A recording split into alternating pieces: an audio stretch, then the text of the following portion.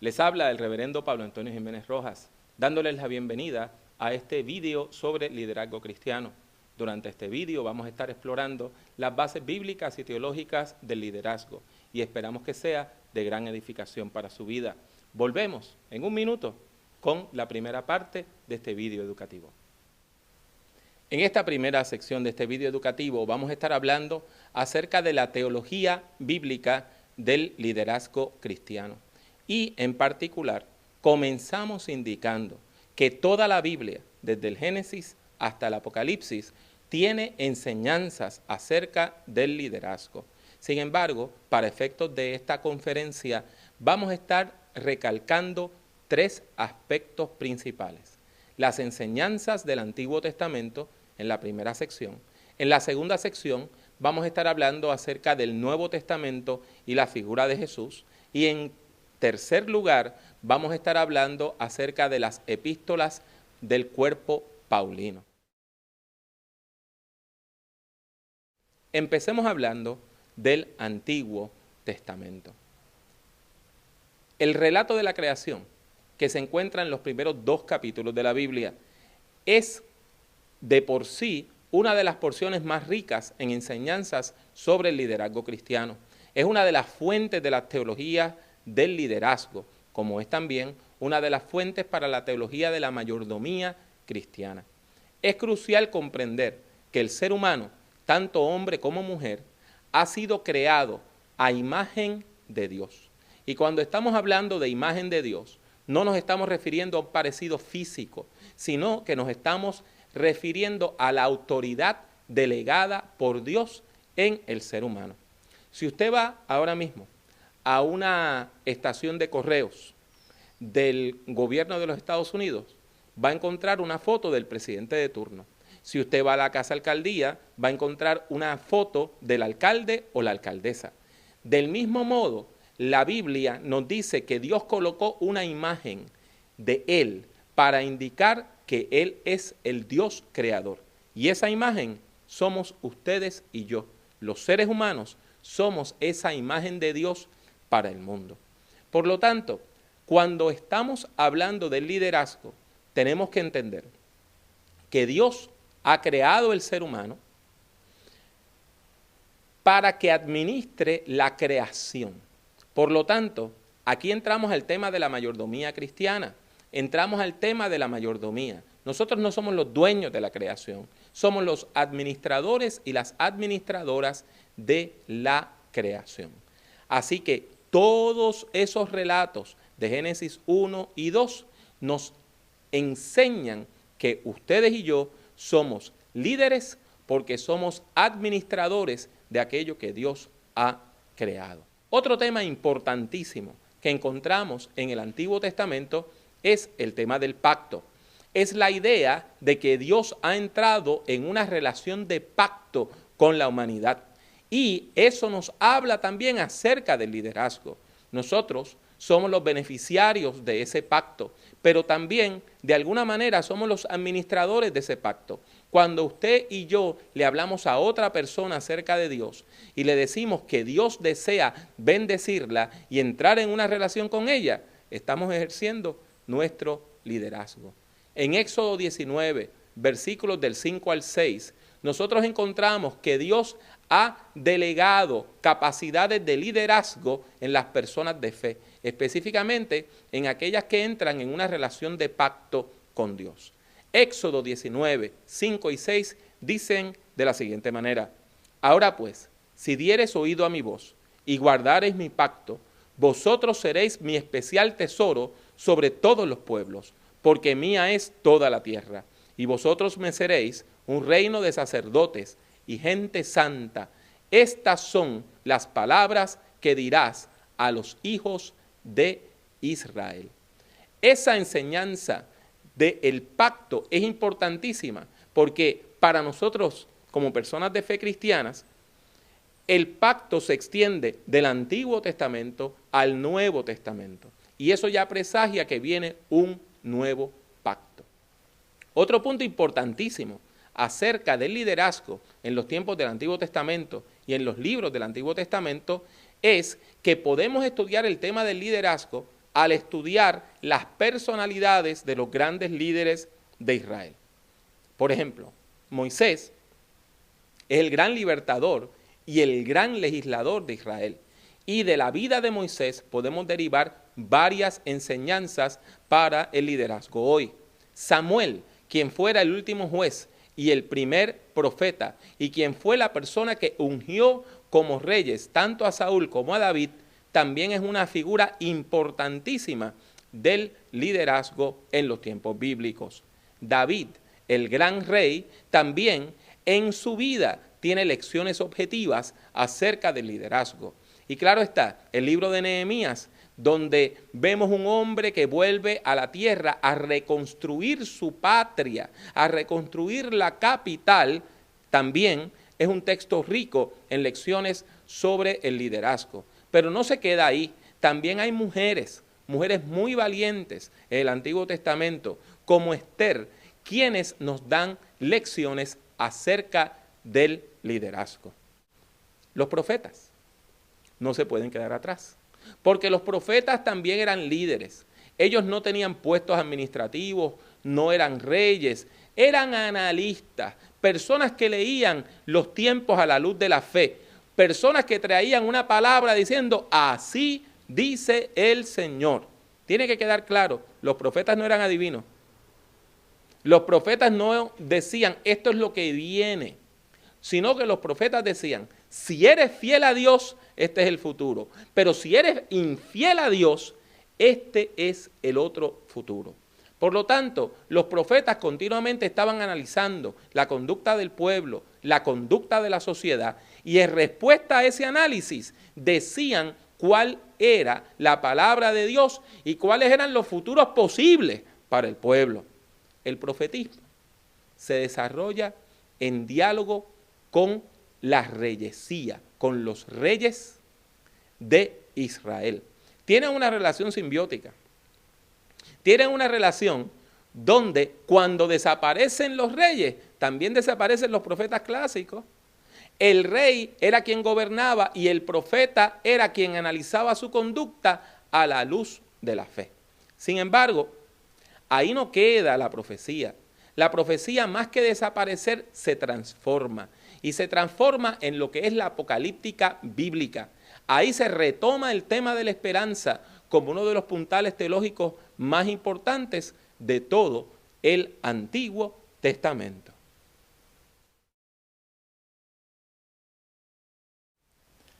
Veamos ahora algunas perspectivas sobre el liderazgo que provienen del Nuevo Testamento. Y claro está, comenzamos con la figura de Jesús, el líder por excelencia, el hombre más famoso de la historia y el líder más influyente que ha habido en toda la historia de la humanidad.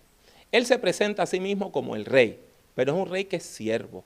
Se caracteriza por ser un líder desde el servicio, un líder desde el pueblo. Y uno de los textos claves para entender el estilo de liderazgo de Jesús es Marcos 10:45, que dice, porque el Hijo del Hombre no vino para ser servido, sino para servir y para dar su vida en rescate por muchos. Ese texto nos habla de todo el estilo y resume toda la filosofía de liderazgo de Jesús.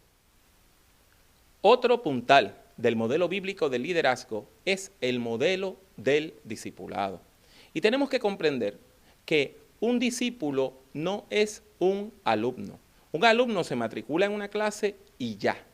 Sin embargo, el discípulo es una persona que se convierte en aprendiz, por ejemplo, de un zapatero o de un carpintero, y va poco a poco, aprendiendo el oficio hasta que se convierte en un maestro que puede enseñarle a otros esa profesión. Por lo tanto, cuando hablamos del discipulado cristiano, estamos hablando en realidad de una cadena de liderazgo. Y tenemos que comprender que un cristiano aprende la fe para convertirse en mentor de otro cristiano que va a enseñar también la fe. Es una cadena donde la persona que no sabía aprende para enseñar a otros, y esa es la base de la iglesia, el discipulado. El aprendiz se convierte en mentor de otras personas. Y esas personas que comienzan como aprendices, poco a poco se convierten en mentoras de otras personas. Otro punto importantísimo acerca del liderazgo en los evangelios es el uso de los grupos pequeños. Eso hermana tanto los evangelios como las epístolas paulinas. A través de todo el Nuevo Testamento vemos que la iglesia utiliza grupos pequeños para organizarse y de esos grupos pequeños comenzar a lanzar el trabajo misionero. Estos grupos pequeños estaban unidos, tanto de manera formal por medio de sus líderes, como de manera informal. La enseñanza más importante sobre el liderazgo cristiano que nos da el ejemplo de Jesús es que Jesús, ubicado en la corriente profética que produjo la apocalíptica, comunicó como nadie una visión que se resume en la imagen del reino de Dios. El reino de Dios es la metáfora básica, la enseñanza básica, la visión que orientó todo el trabajo de Jesús. Y su compromiso con el reino de Dios es lo que motiva la misión salvífica y liberadora de Jesús. De aquí que tiene que quedar claro que no puede haber un líder que no tenga una visión.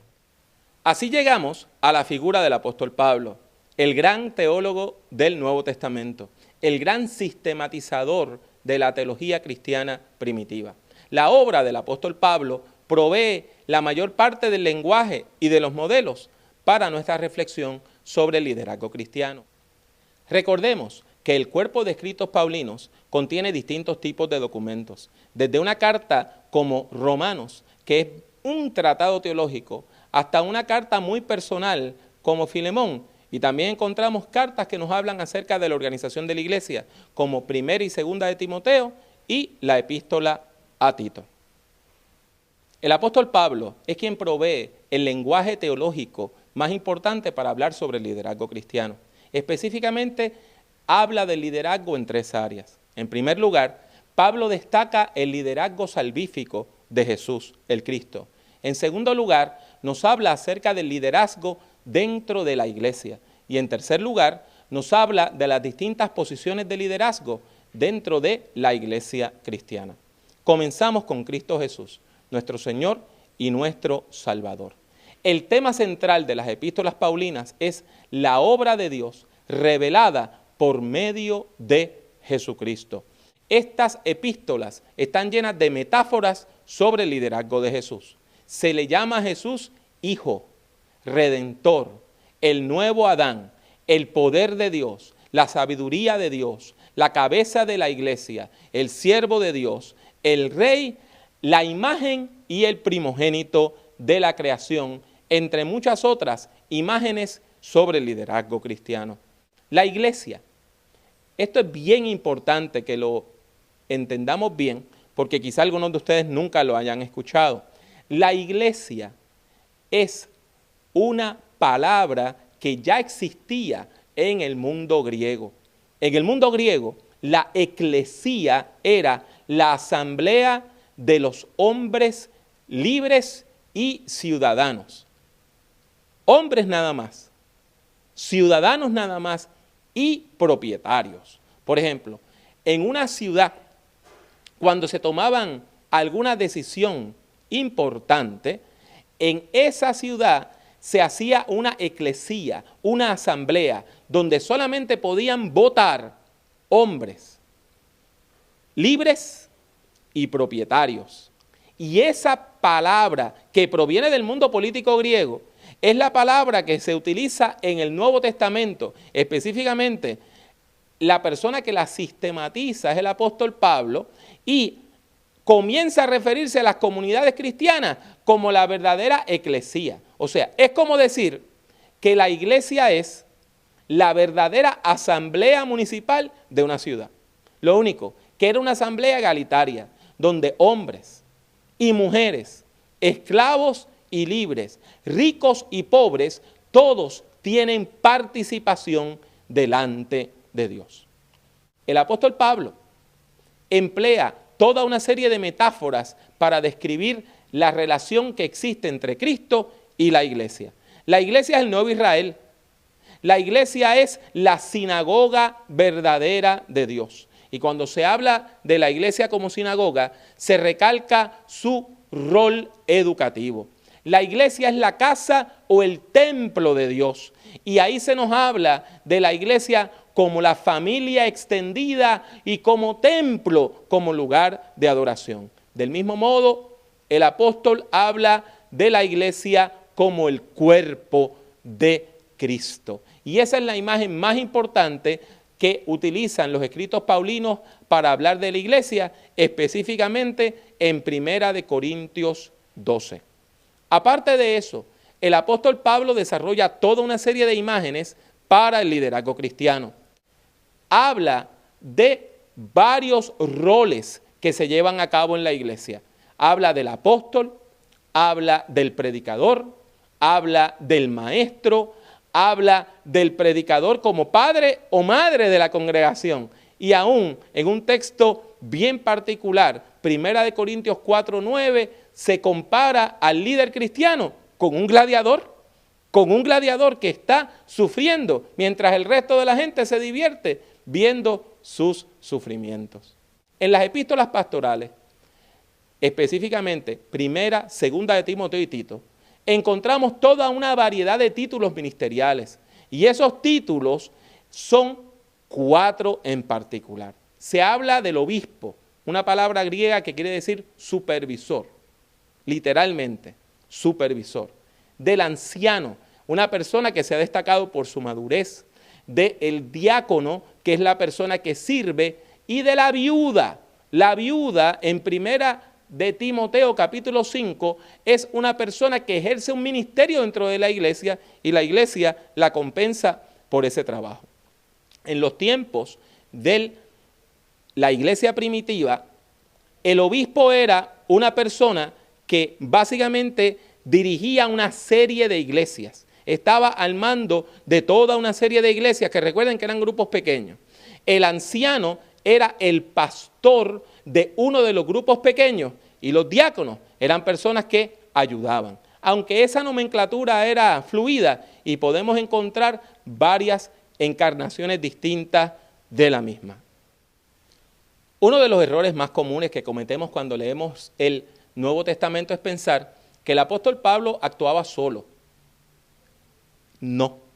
La Biblia deja claramente establecido que el apóstol Pablo siempre trabajó como parte de un equipo ministerial. Siempre tenía a otros colaboradores que andaban con él y compartían la misión. Aún las cartas paulinas no fueron escritas solas por él. Cuando usted lee el comienzo de cada carta, casi siempre Pablo menciona a otra persona, como Silvano o Timoteo, como coautor de la misma.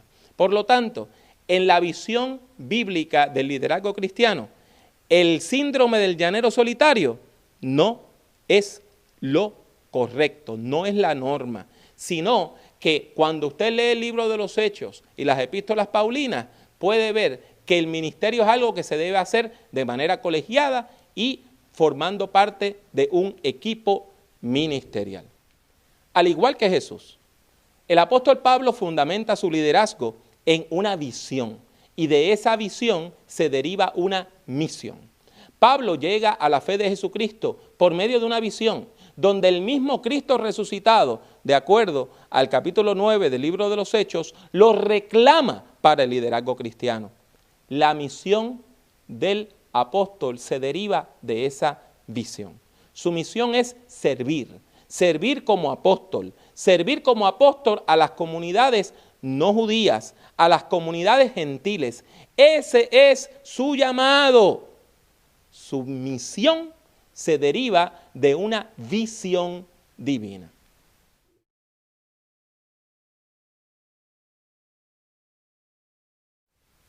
Así llegamos al final de esta primera conferencia acerca de las bases bíblicas del liderazgo cristiano.